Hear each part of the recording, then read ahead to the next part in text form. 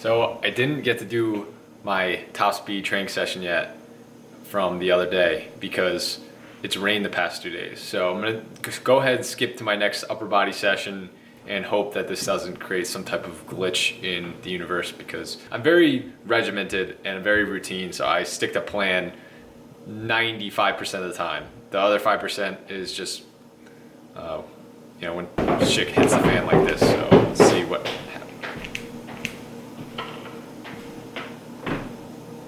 You mind getting out of the frame, please?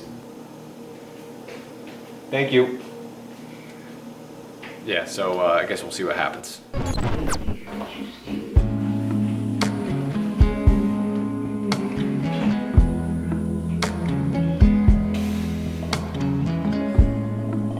know it's hard when you don't get the time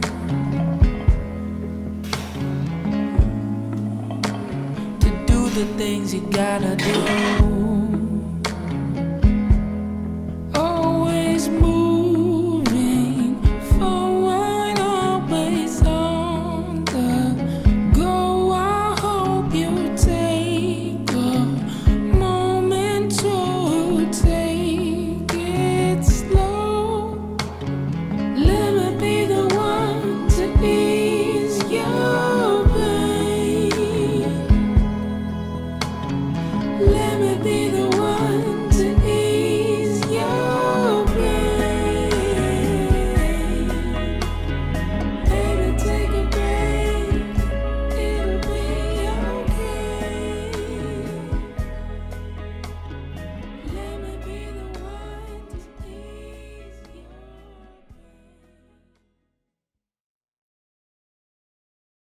All right, what's up guys? I hope you enjoyed that first part of the video.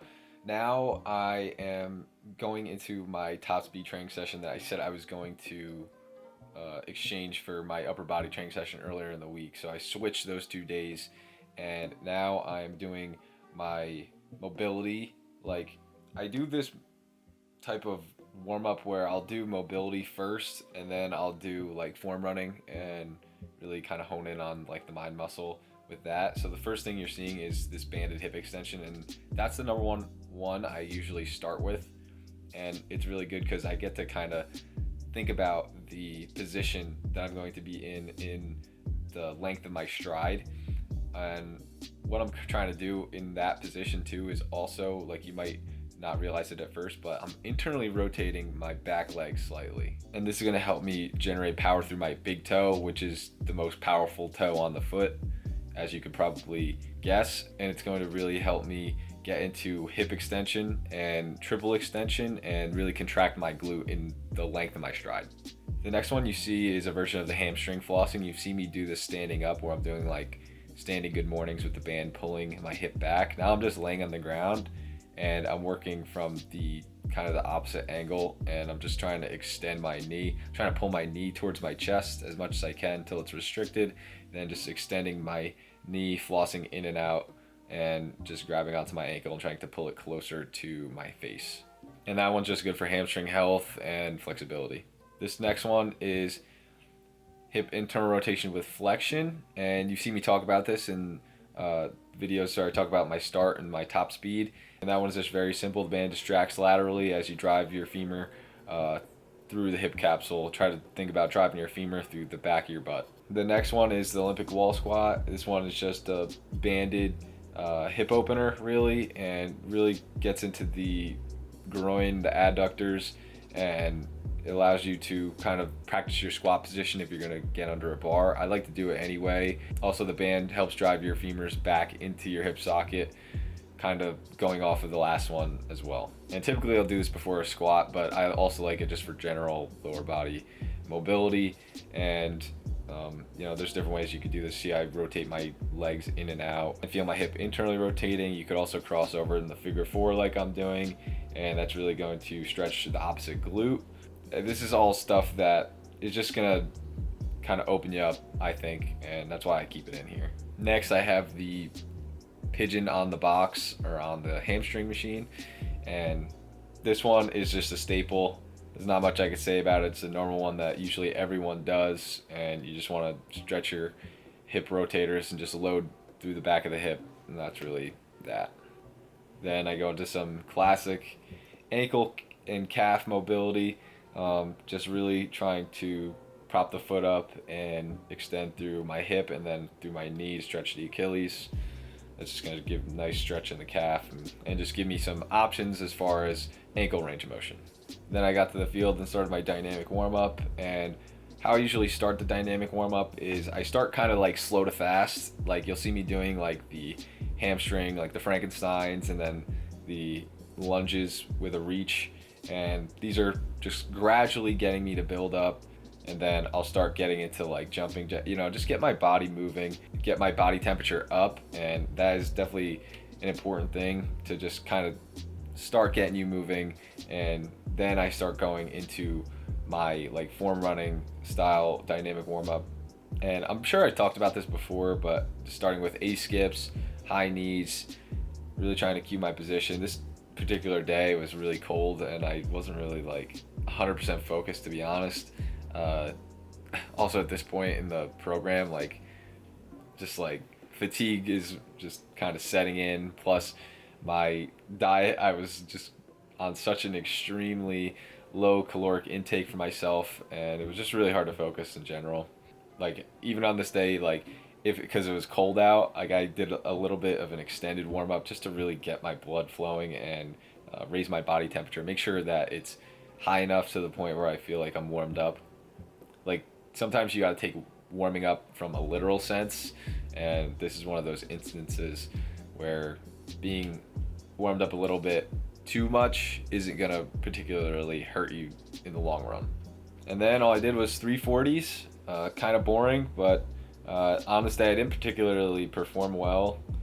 I think I was running in like the low fives. I don't really remember, but I did have my brother track it. And the next thing you're gonna see is a physique update. So here we go. So here you see me doing some poses. This is my final form, my final body. So I'd been dieting since early February, and in total I had lost 28 pounds. I went from 181 pounds to 153 pounds. And this particularly was kind of a rough journey for me, just not for the sake of dieting even. I even thought dieting, at least until the last 2 months, wasn't even that vigorous, that hard for me to get down to this body weight. In my opinion, really the most daunting part of this journey was I had multiple times I got sick. I got really sick in April. I don't even want to like think about the night. It was terrible. I was like, just all of a sudden I was out with some friends, and then I was like, I have to go home. And as soon as I got home, I just started throwing up for hours, like 4 to 6 hours, I want to think. And it was just like, I wouldn't wish it on my worst enemy. It was terrible. That knocked me out for a week, and then that following 2 weeks after that, I got sick again, and I had like sort of like strep throat, and it was like I was like, you gotta be kidding me. Like it was like almost like I took a month off of training. And then in June, after my San Francisco trip, I ended up getting mono. Like how brutal is that? Like, and then another 6 weeks off, I just didn't even really lift. I was trying to lose weight during those weeks. Like it was like I was out really four-ish weeks. It didn't really affect me that bad, thankfully. But yeah, just the illnesses just ripped me. I also went on to 2 vacations. So those weeks I didn't diet. I just took a diet break. And in my opinion, that's something that you should always include in a long diet, especially more than 12 weeks. And if you do the math, 28 pounds in 40 weeks, really that's 0.7 pounds per body weight loss per week. And in my opinion, that's the sweet spot. Like for somebody who's trying to do a cut, ideally, I think you want to stick between 0.5 and 1 pound per body weight loss per week. And I think that, in my opinion, I did a really good job of this entire prep and maintained really as much muscle mass as I possibly could. It doesn't seem like I've really lost a whole lot of muscle mass. Overall, that was really the goal, is to improve my body composition as much as I could during this cut and really prove to myself that I could get shredded. I'm not 100% contest shredded, obviously, in this, but it's a step in the right direction for me. This is the most shredded I've ever been. That really gives me confidence going forward, especially for if I want to potentially do a bodybuilding show or contest or something like that. In my head, it's one thing that maybe I would like to do at some point in life. So that's it. That's my cut. All right, so that's my physique. That is my final form. I got the body. Now it's time to get the results.